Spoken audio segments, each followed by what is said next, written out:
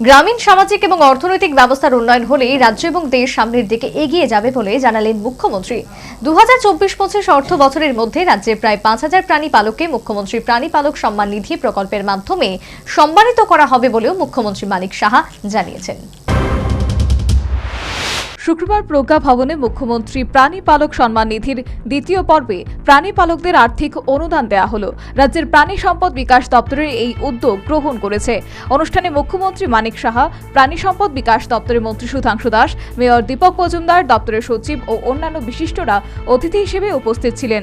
শুরুতে অন্যান্য অতিথিদের সঙ্গে নিয়ে প্রদীপ জ্বালিয়ে অনুষ্ঠানের সূচনা করেন মুখ্যমন্ত্রী মানিক সাহা। অনুষ্ঠানে নিজ ভাষণে এ পর্যন্ত প্রাণী সম্পদ বিকাশ দপ্তরে রাজ্যের প্রাণী পালকদের অর্থনৈতিক ব্যবস্থার উন্নয়নে যে সমস্ত উদ্যোগ গ্রহণ করেছে এর বিস্তারিত বিষয় তুলে ধরেন মুখ্যমন্ত্রী মানিক সাহা। এবং 2024-25 অর্থ বছরের মধ্যে বাজারে প্রায় 5,000 প্রাণী পালককে মুখ্যমন্ত্রী প্রাণী পালক সম্মান নিধি প্রকল্পের মাধ্যমে সম্মানিত করা হবে বলেও তিনি জানিয়েছেন।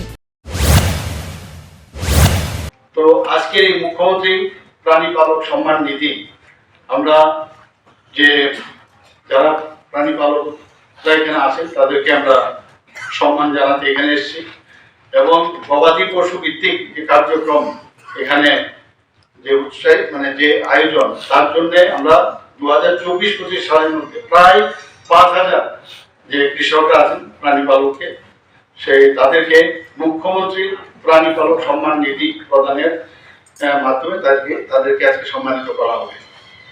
এই প্রকল্পে কিছু ক্রাইটেরিয়া আছে যে কমসে কম ক্রসব্রিড গাভী তাদের একটি ক্রসব্রিড গাভী থাকতে হবে, 10টি স্ত্রী ছাগল থাকতে হবে, একটি ক্রসব্রিড শূকর থাকতে হবে, তবেই সে এই। এছাড়া গ্রামীণ সামাজিক এবং অর্থনৈতিক উন্নয়ন হলেই রাজ্য এবং দেশ সামনের দিকে এগিয়ে যাবে বলে জানালেন মুখ্যমন্ত্রী। যে গ্রামীণ অর্থনৈতিক এবং সামাজিক যদি অবস্থা যদি উন্নয়ন হয় তবে আমাদের রাজ্যও সামনের দিকে এগিয়ে যাবে এবং আমাদের দেশও সামনের দিকে এগিয়ে যাবে। মাননীয় প্রধানমন্ত্রীজিও এ বিষয়ে সবসময় কথা বলেন এবং আজকে আমরাও সেই দিকে আমরা কিন্তু কাজ করে যাচ্ছি। আমাদের মাননীয় মন্ত্রী বলেছেন যে এখনো যে ডিমান্ড এখন প্রচুর ডিমান্ড আছে, বাজারও আছে, অথচ সাপ্লাইয়ের সংখ্যাটা কম। অনেকে এই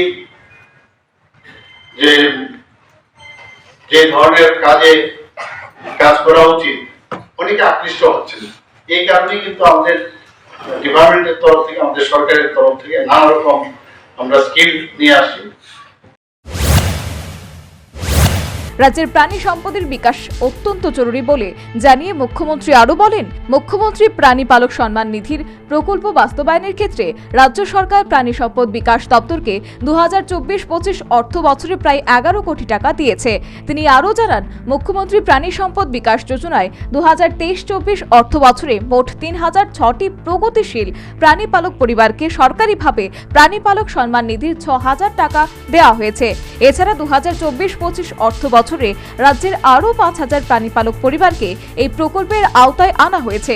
এছাড়া এই প্রকল্পের অন্তর্গত আরও একটি প্রকল্পের মুক্তাঙ্গনে হাঁস ও মুরগি পালনের জন্য মোট 37,000টি পরিবার পিছু 10টি করে হাঁসের অথবা মুরগির ছানা বিতরণ করা হচ্ছে। এমনকি এই প্রকল্পের আওতায় গৃহপালিত পশু পাখির অস্বাভাবিক মৃত্যু অথবা ক্ষতিগ্রস্ততায় প্রাণী পালকদের সর্বোচ্চ 20,000 টাকা পর্যন্ত আর্থিক সহায়তা দেওয়ার ব্যবস্থা রাখা হয়েছে বলেও মুখ্যমন্ত্রী জানিয়েছেন। Bureau report, news vanguard.